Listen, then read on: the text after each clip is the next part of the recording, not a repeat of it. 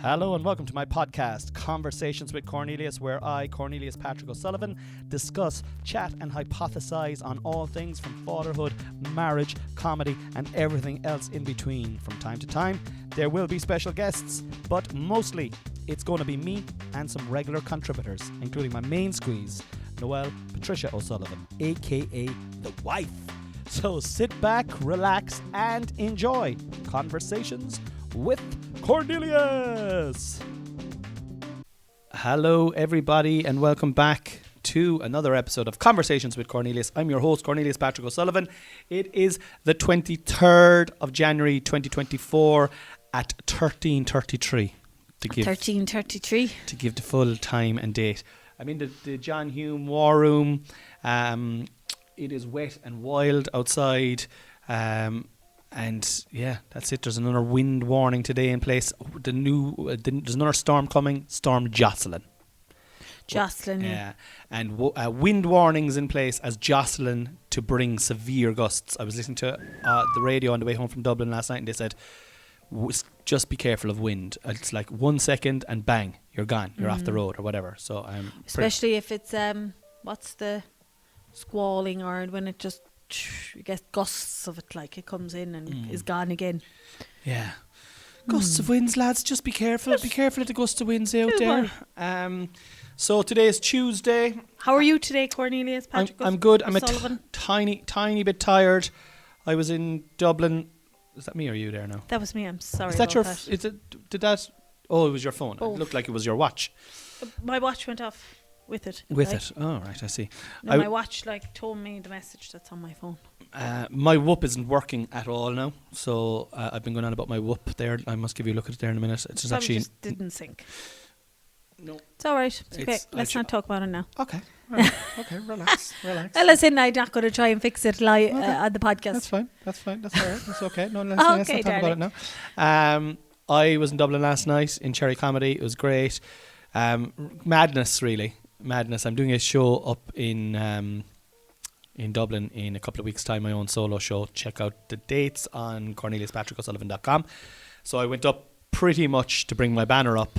Yeah. To do 15 minutes and try and sell some tickets to my show. That's the kind of lunacy I opened up the show. Now Cherry Comedy is a great club. It's in Whelan's in Dublin, and in fairness it attracts, the brightest and the best comics in Ireland. They don't have you never have kind of open micers on it. Right, okay, yeah. You have to be established to be on it at all. It's just a good standard, very good standard. And, so I was like, okay, I'll come up here now. I'll bring up my sign. I'll do my set. I'll shout out my show and I might sell a couple of tickets out of it. Plus, the pay is decent enough. It's okay. Do you know what I mean? You're not going to get a mortgage payment out of it, but you'll cover your costs so that it's a Monday night. Yeah, it was like an advert. It was like an ad for your gig, really, and the costs were covered for it. Exactly. Yeah, exactly. But still, it's like a long chunk out of your day. It's 2.5 hours up. Get up there an hour early, hang around, do the spot. Take down your banner, back into the car, 2.5 hours down. There's a lot of 5 hours on the road for 15 minutes on stage, and for the potential of no ticket sales for your. Do you know what I mean? I know. And so there's a tad of lunacy involved in it, but it's par for the course. It's what you have to do as a comic. You have to get out and do spots around places. You have to put yourself into different situations, and then you were supposed to at the end of your set then shout out your show. And how'd that go for you? I forgot to do that then. But luckily for me, the host did a great job in shouting out my show. So, got home and I was wired. I was wired when I hopped into bed with you last night. I woke you up and I was talking to you about fucking ticket sales. I was thinking this morning, our kind of general scenario when you're gigging, especially during the week when school is on, Connie will come home. I'll have been asleep a few hours. I will wake up because I'm a light enough sleeper. I'll wake up when you come in. We'll have a conversation and then I'll go back to sleep, or one of us go back to sleep, whatever. Then the following morning I'll come in to get dressed to bring the boys to school. Connie will wake up when I'll come in and we'll pretty much repeat the conversation because neither of us like he'll have remembered the conversation from the night before, but I won't have, and he doesn't really remember then what I talk to him about when I come in. But I literally repeat the conversation and ask the same questions, kind of half knowing the answers but can't really remember the answers. It's like a little dance we do on a daily basis. I only thought of it this morning. I was like, I actually think I repeat nearly every day the same thing in the morning after I've asked you the same questions the night before. And at night time, like last night I came in now, and even though I had been travelling for like 2.5 hours to get home and stuff like that, I just was buzzing. Like sometimes you do a gig, and like the gig now last night, I really enjoyed it. It was really, really good gig. Great standard of comics on. Martin Angolo, Shane Clifford, Ashley Bentley. They're all Becky Cheadle as well. Really, really good. Very funny comedians, you know, to be sharing the stage with. And it wasn't tour support. I wasn't there on tour support. It wasn't Coco Club. It was just, you know, wasn't Cork as well. It wasn't Cork, yeah. It was just nice to do it, and I hadn't done a club gig in ages. But I got home and I was still buzzing from it, like. Yeah. And even so, I remember coming home last night. I was telling Tig this morning. We'd friends down for breakfast, and I was telling Tig, who's a comedian. I was like, I got to do my whole show for Saturday, my whole Everyman show. I did it out loud, verbatim, as on the way home last night, and I was like, okay, that's a rehearsal there now as well. Yeah. And I do find some people say, oh, Jesus Christ Almighty, you're doing fierce miles altogether. You're up and down the country. How do you do it? I'd be like, how do you fucking sit in the office all day, like, and answer phones? Yeah, I don't mind driving. I think you don't mind being in a car. Like, I don't mind it. Yeah. I listen to podcasts. I catch up on all the regular podcasts I listen to, and then I might listen to a bit of the radio, because I don't listen to the news or watch the news as much now because it's so fucking depressing. Yeah. I'll catch up a little bit on the news, and I don't mind. And it's enough. The radio news, because that's the news all I ever got was the radio news. Remember, like, I'd have a bit of sports news and kind of be like, how'd you know that? The lads at work might have discussed it, but it could have been that I just heard it on the news as well, like, and that's enough to keep you in touch with thing without consuming it, because you're not visually seeing anything or anything like that. 100%. And sometimes I'll turn off the radio and I won't have any podcasts on or any music on, and I might be doing my affirmations. But last night I turned it off and I just did my set. And I literally finished as I was coming in the driveway. Yes. And I was like, from the toll. And I was like, all right, okay, that's good. That's one more in the bank now. And, you know, all in the prep, all in the build-up to Saturday, to the Everyman. And I checked tickets then this morning. And... it was 1:30 on Sunday. It's 1:12 now, so there's a few more gone again. I think even if I get under the 100, I'd be like, what? There was less than 100 tickets sold. Yeah. So thank you to everyone who has shared and pushed it out. I've had a load of support. Oh my God, I've had loads of support. And people are genuinely happy for you, I think. Well, are they? I'm sure there's getting a good vibe off not, it anyway. I know I am. That they're not going to be telling you, yeah, fuck's sake, constantly, Everyman. 100%. But you're definitely getting an influx of support as well. I'm getting that kind of first bounce kick, you know.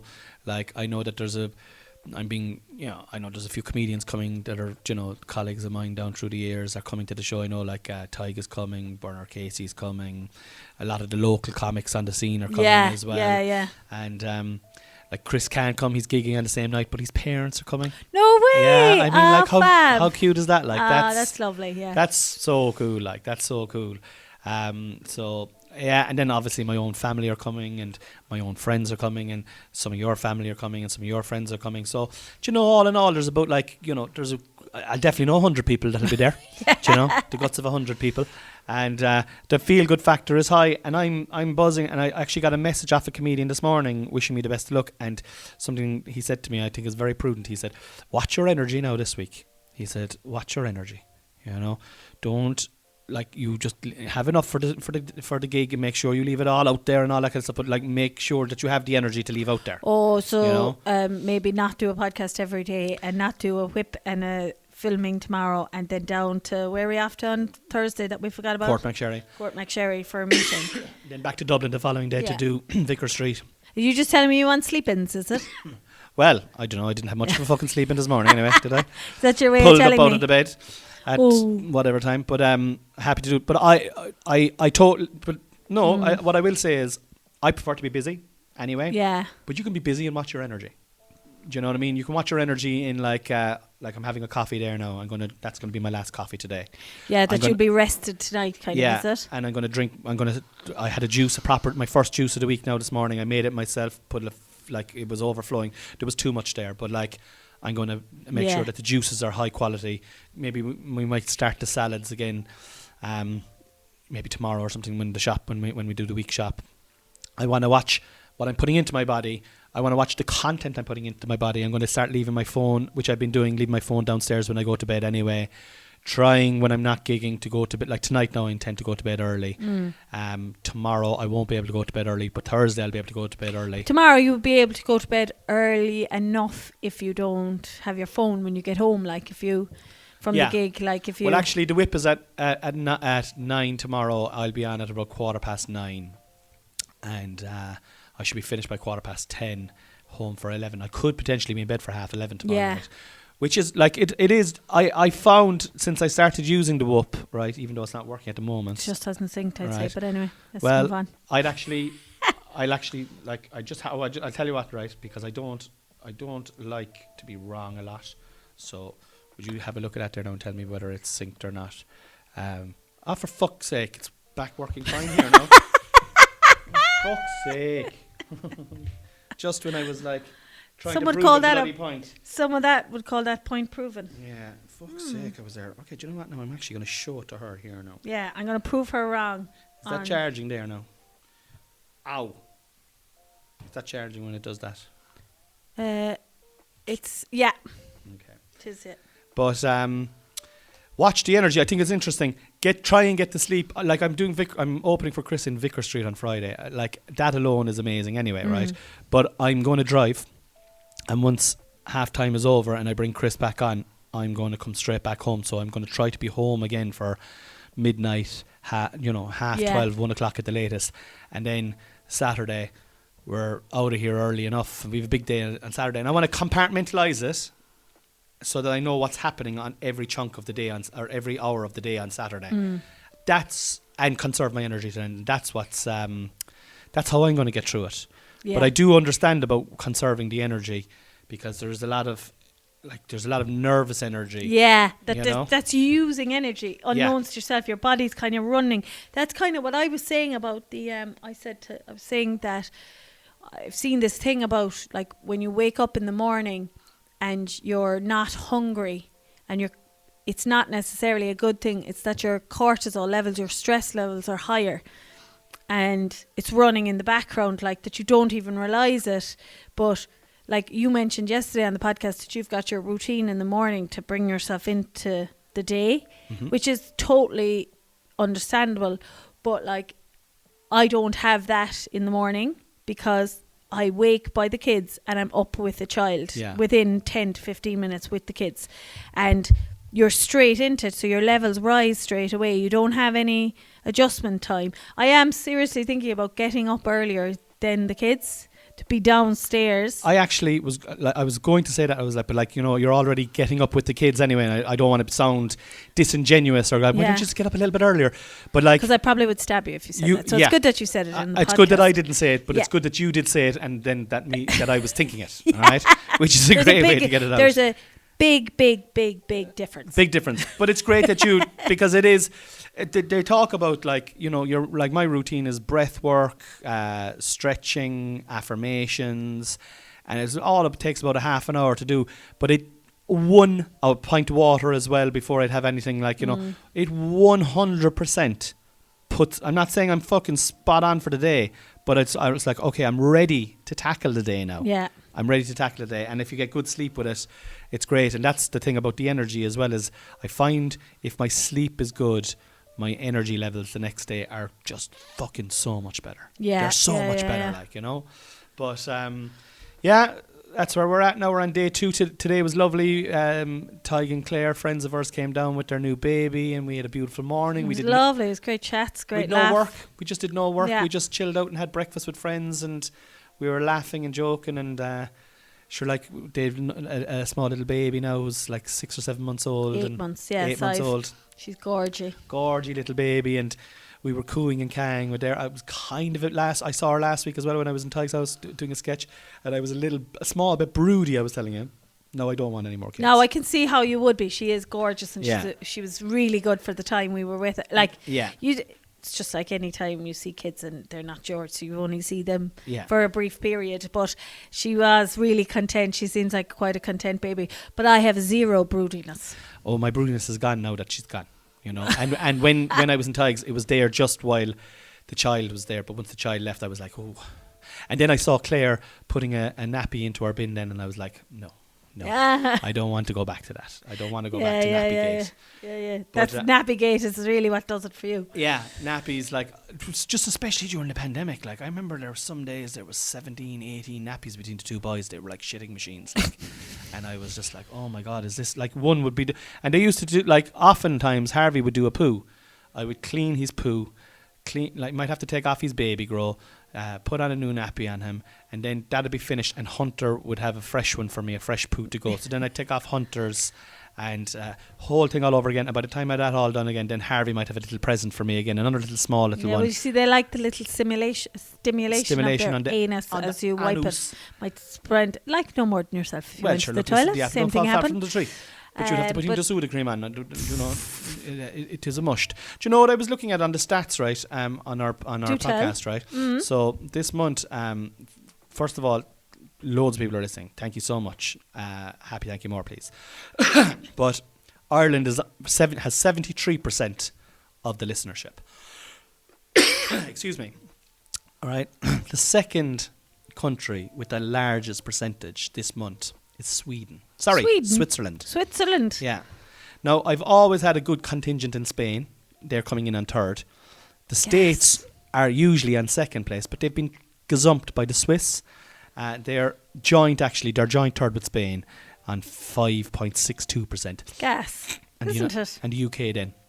And then Australia. But there are some countries, right? I'm just going to, like, the podcast is listened to in Barbados. Isn't that mad? Who in Barbados is listening to this? Tell us about yourselves. The Isle of Man. There's one person who religiously listens in the Isle of Man, and I actually know who it is. Who's that? Oh, God. Put you on the spot now. I think You put me on the spot, but I think we've discussed this off air before, actually. I can't think of his name now, but he's a lovely fella. We'll remember it tomorrow. We'd be corresponding on the old Instagram from time to time. Kenya, Wow. Qatar, and Saudi Arabia. Isn't that mad? Saudi Arabia. Shout out to all the fiends and bjorns in Saudi Arabia. Hope you're all keeping well out there. And the lads in Qatari, I hope you're not a homosexual. Because if you are, you're probably listening underground. It's probably your cousin Kate.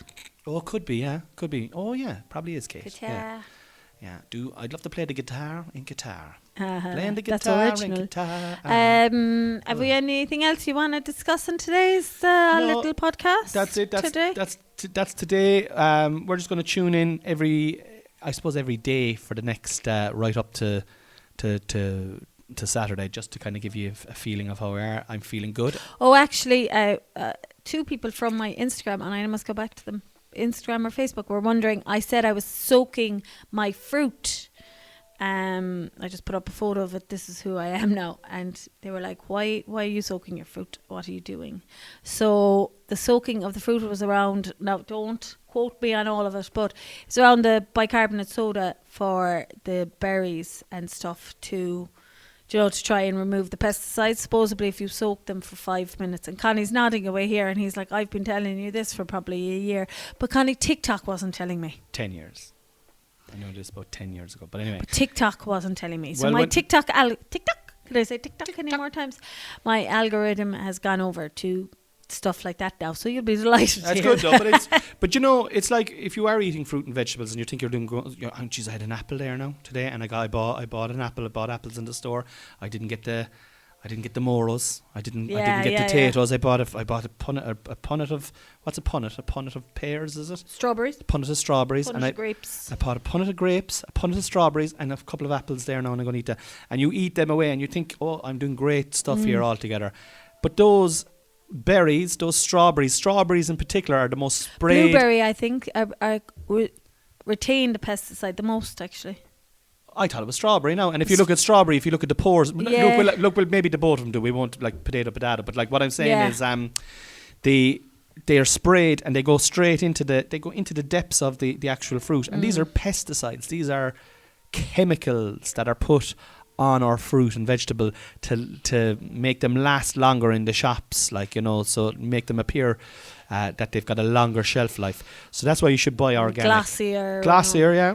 But I suppose, and then when you and then you're eating that, and it's yeah. sorry enough to finish the point. You're eating that thinking you're doing well, and you're actually doing almost as bad, if not worse, than eating that bar of chocolate. Yeah. That doesn't mean now that you go in and you buy the bar of No, chocolate but for it's yourself. like at least. But do as well, like, Yeah, you know, everything in moderation. But like it's like with the kids, like if I'm giving them fruit, I want to give them fruit. Yeah. And if I give them a bar of chocolate, I'll give them a bar of chocolate. Yeah. So I don't want to give them fruit that is actually as the same as a bar of chocolate. I suppose is the idea. And It's this worse is going from because one it's- now that barely washed the stuff before she gave it to them till now. But I suppose You have the time. you're now. allowed to. No, you're allowed to change your mind. I suppose and that's the thing, and it's grand to kind of change and evolve and grow a bit, and say, actually, do you know what? I might, when I have the time or when I think about it, soak them for the 5 minutes. Like, you know, they were soaking while I was making the sandwiches today because I got new stuff last night. Like, it doesn't happen straight away when the shopping is unpacked, but it can happen most of the time before. As long as it happens before they eat them. Yeah, Do you know or what I at mean? least even if you do and you forget and you give them some, the rest of the punnet is soaked and it also keeps them longer. So even if you're not about the pesticide side of it, it by washing them, drying them a little bit, washing them in the bicarb and soaking them in it, they stay fresher in the carton afterwards. So that's that answered. Well, that is good. That is good to know. What have you any opinions on Jocelyn? Oh, the Coming our storm? way, yeah. When is it coming, or did it come? Tonight. It's supposed to be very bad now tonight, lads. Oh. There was also, I'm just looking at the news here now because like these are, see, when you do a podcast once a week, right, it's grand. You've got a whole week to talk about what we talk about, you know. But when you're trying to do one every day, you're gonna fall short very quickly. So I'm just gonna go here now. We'll have a little opinion on everything, right? So I'm gonna find something on the news to get an opinion. So the Oscar nominations are happening live. We won't watch that now because it's happening live. The Irish Independent publisher to cut 10% of staff. Oh. So the Irish Independent are cutting 10% of their staff. Have you anything to say about that? It's probably not that surprising, is it, as we go more and more digital? Yeah. I haven't bought a newspaper in ages, even Sunday newspapers, which I used to love. Yeah. Do you know, I saw in the library they have papers. They have newspapers. I saw people in there reading. You know, but they obviously get newspapers in there the whole time, I think. Yeah. I've started using the library more. Did I discuss that already? You said you brought the boys in there a couple of weeks ago. But I reserved books now, so I must go in. I don't know. It didn't really. The instructions weren't very clear, and when are they available to collect, or if they are, I'm going to have to go in and just check. But I just wanted to get some particular reading books for Harv because this year, I suppose this school year, we're really concentrating on his reading because he's not the biggest fan. He gets frustrated very easily with the sounding out of words and stuff like that. So we're working on that. So I got some other books that seem to interest him in the early reading kind of categories. So it's good. Shannon Doherty. Do you remember her? The name is familiar, but I can't. Who is she? Says she blames herself for Beverly Hills 90210 firing. Can I see it? Oh, You'll know her straight away when I show you a photograph of her.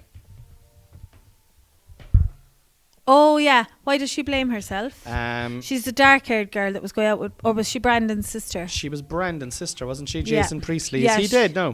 No. Oh no, that's the other fella that was in it. She was going out with the fella that has since died. She has blamed herself for being fired from Beverly Hills 9. Like, is that still going? Beverly Hills? No, the two actors played Brenda and Brandon Walsh, who moved into Beverly Hills. And I remember. Do you remember watching that? Oh yeah. I remember that first episode when Brenda and Brandon Walsh, pure Irish name, like Brendan Walsh. The Walshes are after moving into Beverly Hills, lads, and fucking into Middle America in 1990. Boy, I was pure teenage drama. They've had it out since, like with new characters. Oh, this fella is dead now. The fella on the outside here, but sure you can't see him. So That's a good story. all right, okay. I'm gonna look at one. I'm gonna go into I'm going to go into one more thing there now, and we'll wrap it up. What is this now? Classical music, radio and folk awards. There's some amount of shit going on in the world all the same, isn't there? Like I'm just on the bloody. We'll go to comedy. So nothing here in the comedy. Where's my show? Nothing here. How Charlie Chaplin became the biggest movie star of all time. You know, Charlie Chaplin has a fairly nefarious background, Noel. Oh, I do, yeah. Yeah, like he was. I think it might have been like. Wasn't he like married to a 16-year-old or Like something? yeah, like kind of. Is that pedophile-ish? Pedophilic? Pedophilic. I suppose probably wasn't at the time, was it? Yeah. Probably is now. And it was, but it wasn't condoned as much as it obviously is now and should be condoned. It's the times have changed for the better. The times have changed, definitely for the better, but like that was so weird. Like. But he had loads of wives anyway. Yeah. And what's interesting about Charlie Chaplin is his spiritual home is your home. Oh yeah. In Waterville. He used to go to Waterville. He used to go to Waterville all the time fishing, yeah. And his daughters still have places there, and his grandson Julian was my age, and I used to hang out with him. Used you hang out with Charlie Chaplin's grandson? Yes. You hung out with Charlie Chaplin's grandson? Yeah, Julian. Is that a girl or a boy? Boy. And was he good at comedy? Yeah, I'll get him on there to do 15. Is he still his around? Younger brother. No, I haven't seen. It is Julian was the older boy. His younger brother has more of a connection with Waterville now. Marita's friendly with them. That's another friend of yours. Yeah, through the years. But tell me about your relationship with Julian Chaplin. That was just years ago. Do you know the way you'd meet people in the summer on holidays? Yeah. Do you know he'd have been down and he was friends with Marita's brother, James, who was my age. So you just hang out with him. That's like mad. Same as anyone else would hang out with around the place. Like he's first, I'm just looking at here now, like he was the first global superstar comedian on the planet, Charlie Chaplin. His initial contract with Mutual Films in 1915 was 670,000. 1915. 600, and that is 20 million in today's money per year. Per year. As you can imagine, that amount of money in the early 20th century gave you an awful lot of power. Like, I mean,